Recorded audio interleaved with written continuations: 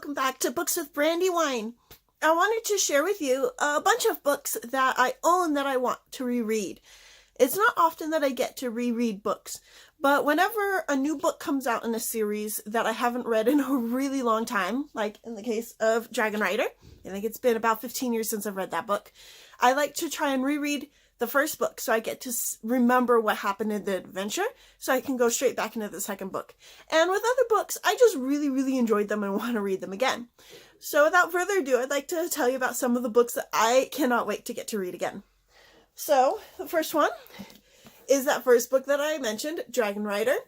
I don't remember very much about this book except that they go on an awesome adventure and meet all kinds of different fairy tale creatures that I love hearing about and getting to see in a new way, like brownies, like this little creature here, which I wasn't really familiar with to begin with before I read the book, and of course dragons. I love dragons. And I think they also ran into a genie, which I was really obsessed with genies at the time when I read this book, so I was like excited to get to see that part. And so I'm really looking forward to getting to read this again, especially so that I will know what's happening when I read the new Dragon Rider book. I also really want to reread the 21 Balloons.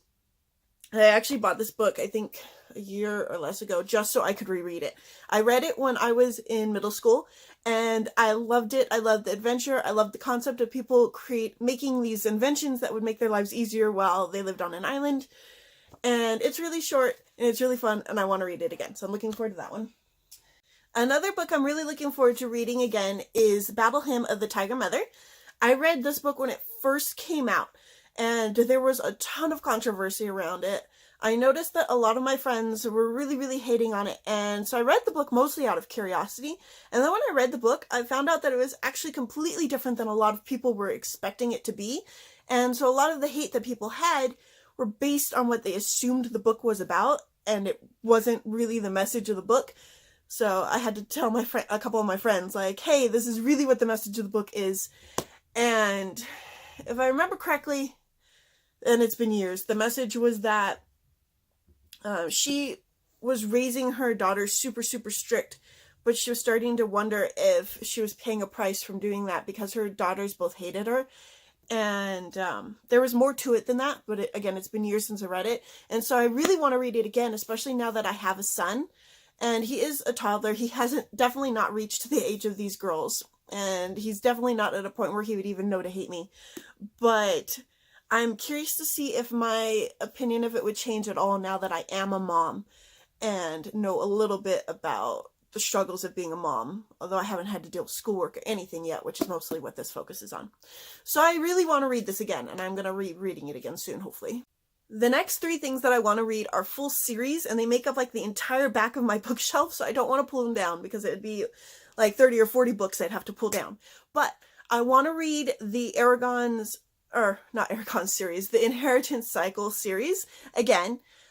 He just came out with a new book that's, I think it's a bunch of short stories, and I bought it, but I haven't looked at it yet. I want to go back and read the original series first, because from what I've heard, the new short stories takes place a couple years after the Inheritance Cycle ends. So I want to read that again. Plus, it's just a series that I enjoyed. And I want to read it now that it's been a while since I've read it, because the first time that I read it, I had just read it after reading Earthsea, and there were so many similarities between Earthsea and the Inheritance Cycle that it took away some of it from me when I was trying to read the Inheritance Cycle.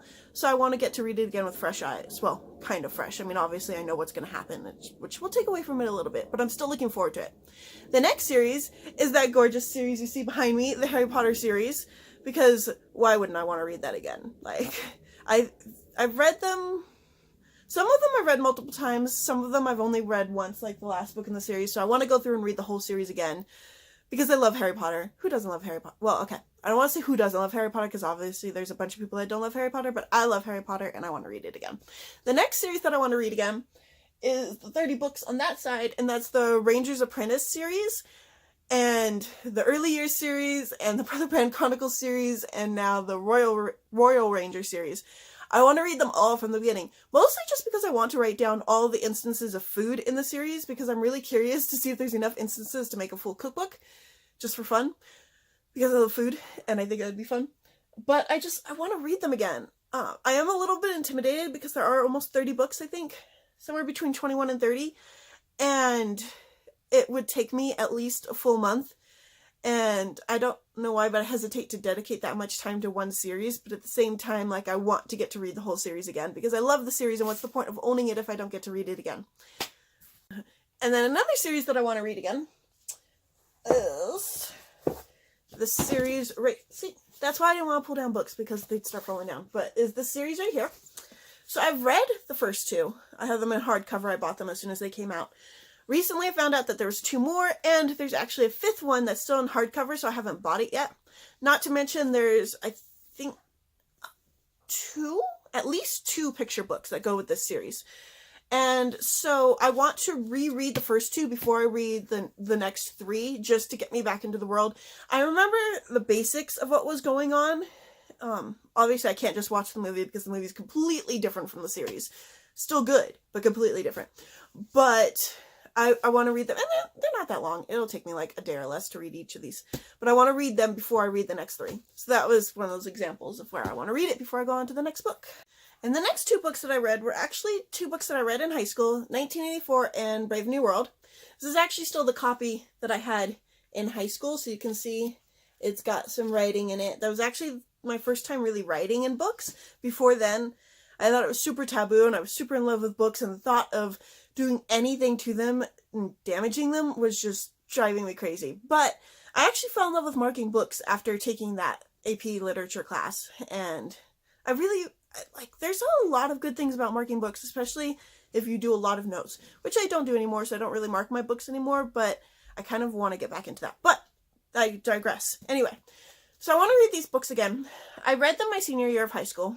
I hated them. I did not like the whole dystopian world thing.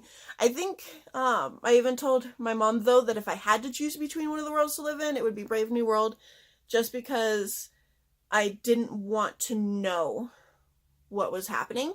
I think that was Brave New World. I don't know. It's been so long since I've read them, I can't even remember which is which. But now that I'm older and have some more life experience, and I'm into reading slightly different things, very slightly different things than I was reading in high school, I want to read both of them again and give them a chance. And I don't even know if I finished them when I read them in high school, so I definitely want to make sure I finish them this time to find out what happened, because I literally don't even remember what happened. I think I got halfway through each of them. But I am really, really looking forward to these. And so we will see how that goes. I actually want to read Fahrenheit 451 as well, too, because I think I'll be able to handle it better this time.